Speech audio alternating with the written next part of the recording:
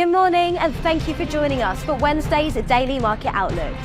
Joining me today is Emily from our trading room to tell us more about recent developments. Emily.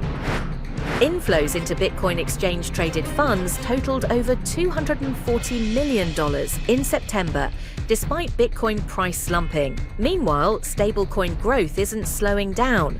The total stablecoin market capitalization has surpassed $295 billion over the last month. Top US oil major ExxonMobil said it will lay off 2,000 workers globally, particularly in Canada and across the European Union, as part of a long-term restructuring plan that will affect about 3% to 4% of the company's workforce. Oil prices settled lower as investors braced for a supply surplus due to potential OPEC Plus plans for a larger output hike next month, and the resumption of oil exports from Iraq's Kurdistan region via Turkey.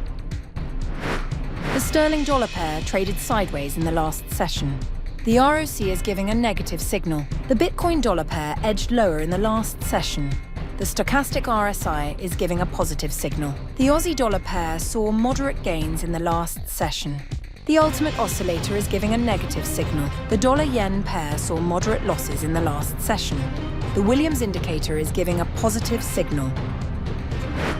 In the days ahead, the economic calendar will include essential updates and key data releases.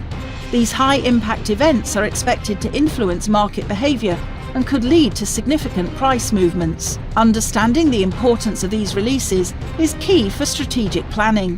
Whether outcomes meet, miss or exceed expectations, the market could respond in kind.